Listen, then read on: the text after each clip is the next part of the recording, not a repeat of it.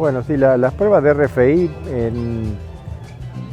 necesitan de instalaciones lógicas para eso. O sea, uno tiene primero tener las instalaciones que son los comederos para tal fin. ¿Qué significa comederos? Que tienen que registrar el consumo del animal en forma diaria, en forma continua, automática, y los animales van a estar en grupo, o sea que el sistema tiene que identificar cada animal, poder asignarle lo que el comedero entrega en ese acto de consumo en todo momento. Entonces, los animales en grupo tienen su registro en forma continua del consumo por individuo.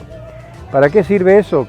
Bueno, luego de tenerlo monitoreado 60 días o determinado durante 60 días, uno logra una información que es el promedio diario de consumo de materia seca por animal, y con esa información uno puede hacer un cálculo. Además necesita el peso de los animales y el aumento de peso durante ese periodo, puede hacer un cálculo de lo que uno estimaría que necesitan consumir, y después eso se lo contrasta contra lo que efectivamente hizo. Entonces esa diferencia entre el consumo estimado o esperado y el consumo efectivamente ocurrido se llama consumo residual o residual de consumo. Entonces esos que comen menos de lo esperado serían los más eficientes, independientemente de su ritmo de aumento. O sea, puede comer poco, aumentar poco, pero incluso dar negativo, o sea que a su vez para ese aumento modesto que tenga, está comiendo menos de lo que esperaríamos que consuma para lograr eso. Sigue siendo un animal eficiente.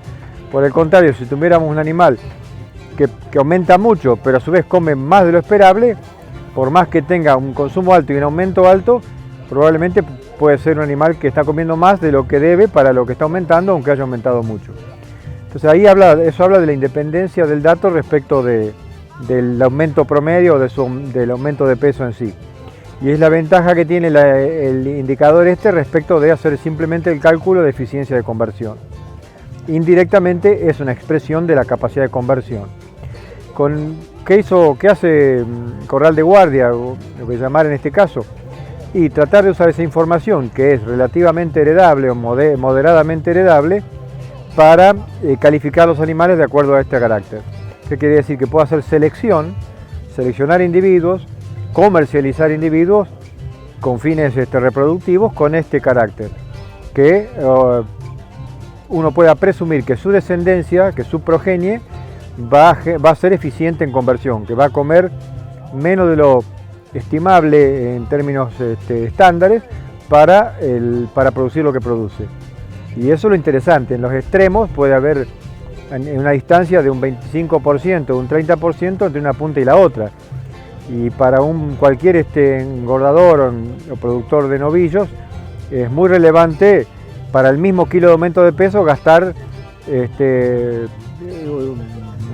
kilos u 8 kilos de alimento. Digamos, hay una diferencia importante. Estar hablando de ahorrar un 20 o un 30% de alimento, ¿no? De ahí el verdadero valor y auge de esta medición, que tiene un impacto importante en una variable de alto valor económico que es la alimentación. Y bueno, de los más frecuentes y los más ya tradicionales, por supuesto están los de peso al nacer, peso al destete. Ya hay DEPs confiables en carcasas, en área de bife, en engrasamiento. Van apareciendo los DEPs de docilidad, por ejemplo, que también están todavía en una instancia más prematura o más primaria. Pero bueno, van apareciendo muchos que son relevantes. Los más relevantes de todos hoy son peso al nacer, peso al destete, facilidad de parto, circunferencia escrotal,